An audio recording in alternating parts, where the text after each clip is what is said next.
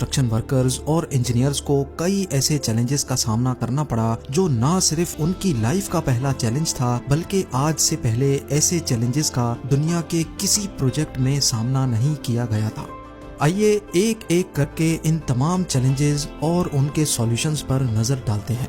Challenge number 1, Marina Bay Sands को बनाने के पीछे अमेरिकन बिजनेस टाइकून और लॉस वेगस सैंड्स कॉरपोरेशन के मालिक शेल्डन एडल्सन थे, जिनका शुमार फोर्ब्स मैगजीन की रिचेस्ट लिस्ट में भी होता रहा है।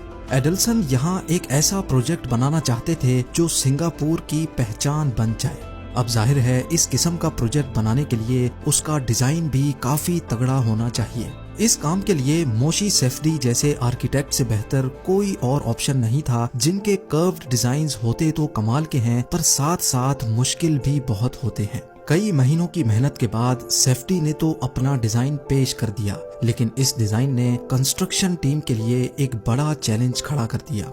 कंस्ट्रक्शन टीम के हिसाब से इस प्रोजेक्ट को बनाने में कम से कम 7 साल लगेंगे, लेकिन शेल्डन एडल्सन इस प्रोजेक्ट को सिर्फ और सिर्फ 3 साल के अंदर बनवाना चाहते थे।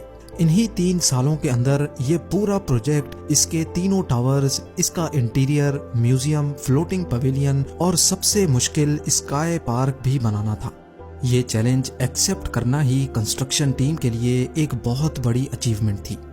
चैलेंज नंबर 2, कंस्ट्रक्शन जिस साइट पर की जानी थी वहां की जमीन समंदर की वजह से सॉफ्ट चीकी मिट्टी से भरी पड़ी थी, जिसको इंजीनियर्स मेरीन क्ले कहते हैं। ये मेरीन क्ले बहुत सॉफ्ट होती है और यहाँ कंस्ट्रक्शन करना तो दूर की बात, इस पर चलना भी बहुत मुश्किल होता है। अगर मेरीन क्ले से सही तरह नहीं निपटा गया तो ये पलट कर वार भी कर सकती है, जैसा सिंगापुर के ही निकोल हाईवे के मामले में देखा गया था। मेरीन किले की खास बात यह होती है कि अगर इसको एक्सकवेटर की मदद से खोद कर निकाला जाता है तो आसपास की किले उस गड्ढे को फौरन पुर कर लेती है। लिहाजा 200 मीटर ऊंचे 3 स्ट्रक्चर्स की फाउंडेशन बनाने के लिए जरूरी था कि कोई ऐसा ठोस सॉल्यूशन निकाला जाए कि जब फाउंडेशन के लिए खुदाई की जाएगी तो आसपास की किले एक्सकवेशन साइट पर ना गिरे। इसके लिए इंजीनियर्स ने 1.5 मीटर मोटी कंक्रीट वॉल बनाने का फैसला किया, जिसको डायाफ्राम वॉल भी कहा जाता है। 4000 मीटर की डायाफ्राम वॉल को जमीन के अंदर 50 मीटर की गहराई तक बनाया गया और फिर एक्सकेवेटर की मदद से इसके अंदर से मेरीन क्ले को निकाल लिया गया। मेरीन क्ले को रास्ते से हटाने में ही इंजीनियर्स को पूरा 1 साल लग गया, यानी अब इनके पास प्रोजेक्ट को कंप्लीट करने में सिर्फ 2 साल का वक्त बचा था।